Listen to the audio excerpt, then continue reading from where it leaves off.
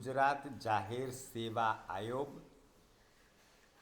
ગુજરાત ગૌણ સેવા પસંદગી મંડળ, ગુજરાત પંચાયત પસંદગી મંડળ વિવિધ પ્રકારની ભરતીની પરીક્ષામાં ઉપયોગી એવા વર્તમાન પ્રવાહો, ઇતિહાસ, ભૂગોળ, બંધારણ એને લગતા વિડીયો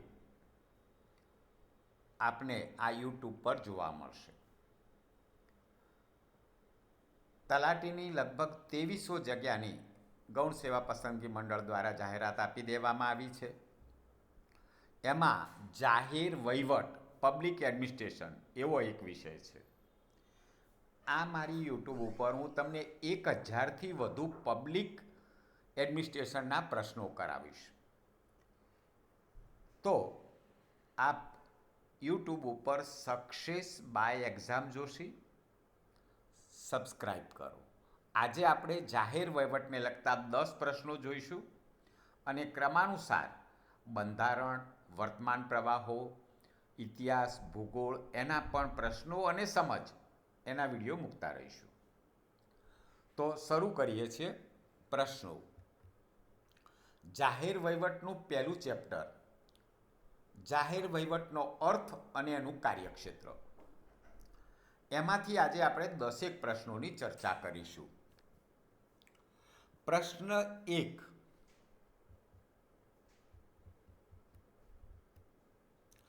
સાર્વજનિક લક્ષ્યાંકો પૂર્ણ કરવા માટે સહકાર સાધતા જૂથોની પ્રવૃત્તિઓ એટલે જાહેર વહીવટ એવી વ્યાખ્યા કોણે આપી છે?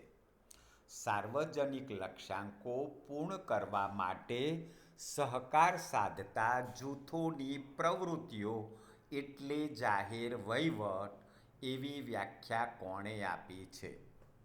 Herbert A Simon, Felix A Nigro, L D. White, E.N. Gladden. મિત્રો, જુદા જુદા જાહેર વહીવટના નિષ્ણાતોએ આ વ્યાખ્યાઓ આપી છે.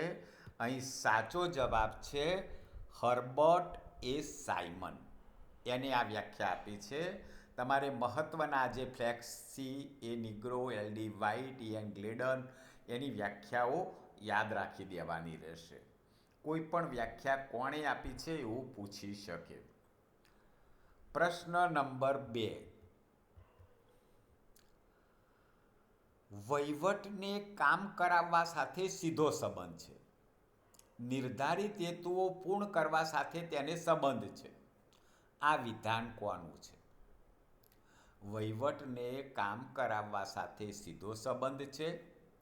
નિર્ધારિત હેતુઓ પૂર્ણ કરવા સાથે તેને સંબંધ છે. આ વિધાન કોનું છે? L D. White, Luther Gulick, F.M. Marx, James McKinney. તો મિત્રો, સાચો જવાબ છે લ્યુથર ગુલિકનું આ વિધાન છે કે વહીવટને કામ કરવા સાથે સીધો સંબંધ છે. પ્રશ્ન નંબર 3, જાહેર વહીવટ એ કાયદાનો વિગતવાર અને પદ્ધતિસરનો અમલ છે. કાયદાનો કોઈ પણ નિશ્ચિત વિનિયોગ એ વહીવટનું કૃત્ય છે. આ વ્યાખ્યા કોણે આપી છે? જાહેર વહીવટ એ કાયદાનો વિગતવાર અને પદ્ધતિસરનો અમલ છે. કાયદાના કોઈ પણ નિશ્ચિત વિનિયોગ એ વહીવટનું કૃત્ય છે. આ વ્યાખ્યા કોણે આપી છે? વુડ્રો વિલ્સન, એમી ડિમોક, E.N. ગ્લેડન, લ્યુથર ગુલિક. તો મિત્રો, સાચો જવાબ છે વુડ્રો વિલ્સન. એમણે આ વ્યાખ્યા આપી છે કે જાહેર વહીવટ એ કાયદાનો વિગતવાર અને પદ્ધતિસરનો અમલ છે. કાયદાનો કોઈ પણ નિશ્ચિત વિનિયોગ એ વહીવટનું કૃત્ય છે. પ્રશ્ન 4, વહીવટ એ સરકારનો સૌથી સ્પષ્ટ ભાગ છે. વહીવટ એ સરકારનો સૌથી સ્પષ્ટ ભાગ છે. જાહેર વહીવટ એટલે સરકારનું કાર્ય એ સરકારની અમલકારી કાર્ય કરતી અને સૌથી વધુ દ્રશ્યમાન બાબત છે. આ વ્યાખ્યા કોણે આપી છે?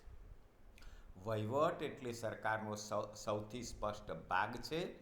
જાહેર વહીવટ એટલે સરકારનું કાર્ય એ સરકારની અમલકારી કાર્ય કરતી અને સૌથી વધુ દ્રશ્યમાન બાબત છે. આ વ્યાખ્યા કોણે આપી છે? યુજીન મેકગ્રોર, વૃડો વિલ્સન, ડી વાલ્ડો, જ્હોન એ વિગ. સાચો જવાબ છે વૃડો વિલ્સન. પ્રશ્ન નંબર 5. વ્યાપક અર્થમાં જાહેર વહીવટમાં સરકારની કઈ શાખાનો સમાવેશ થાય છે? વ્યાપક અર્થમાં જાહેર વહીવટમાં સરકારની કઈ શાખાનો સમાવેશ થાય છે? ધારાગૃહ, કારોબારી, ન્યાયતંત્ર, ઉપરોક્ત તમામ. તો મિત્રો, વ્યાપક અર્થમાં જાહેર વહીવટમાં સરકારના ઉપરોક્ત તમામ શાખાઓનો સમાવેશ થાય છે. ધારાગૃહનો પણ, કારોબારીનો પણ, ન્યાયતંત્રનો પણ. પ્રશ્ન 6. સંકુચિત અર્થમાં જાહેર વહીવટમાં સરકારની કઈ શાખાની પ્રવૃત્તિનો સમાવેશ થાય છે? સંકુચિત અર્થમાં કઈ શાખા આવે? માત્ર કારોબારી, કારોબારીને ન્યાયતંત્ર, ન્યાયતંત્રને ધારાગૃહ, કારોબારીને ધારાગૃહ. મિત્રો, સાચો જવાબ છે માત્ર કારોબારી. સંકુચિત અર્થમાં જાહેર વહીવટમાં સરકારની માત્ર કારોબારી શાખાનો સમાવેશ થાય છે. પ્રશ્ન નંબર 7. સરકારની વહીવટી શાખાની પ્રવૃત્તિઓ એટલે જ જાહેર વહીવટ એવું કોણે કહ્યું? સરકારની વહીવટી શાખાની પ્રવૃત્તિઓ એટલે જ જાહેર વહીવટ એવું કોણે કહ્યું? પી મેક્વિન, W F વિલોગબી, D Waldo, યુજીન McGregor. મિત્રો, સાચો જવાબ છે ડબલ્યુ.એફ. વિલોગબી.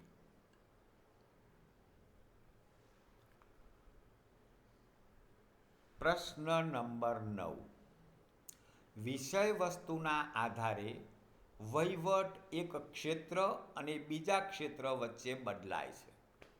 આ વિધાન શું વ્યક્ત કરે છે? વિષય વસ્તુના આધારે વહીવટ એક ક્ષેત્ર અને બીજા ક્ષેત્ર વચ્ચે બદલાય છે. આ વિધાન શું વ્યક્ત કરે છે? વહીવટનો સંચાલકીય દૃષ્ટિકોણ, વહીવટનો સંકલિત દૃષ્ટિકોણ, વહીવટનો વ્યાપક દૃષ્ટિકોણ, વહીવટનો સંકુચિત દૃષ્ટિકોણ. તો મિત્રો, સાચો જવાબ છે વહીવટનો સંકલિત દૃષ્ટિકોણ. વિષય વસ્તુને આધારે વહીવટ એક ક્ષેત્ર અને બીજા ક્ષેત્ર વચ્ચે બદલાય છે એ વહીવટનો સંકલિત દૃષ્ટિકોણ છે. પ્રશ્ન નંબર 10. કોઈક હેતુ સિદ્ધ કરવા માટે જે ભૌતિક, સંચાલકીય, ટેકનિકલ પ્રવૃત્તિ હાથ ધરવામાં આવે તે વહીવટ છે. આ શું કહેવાય?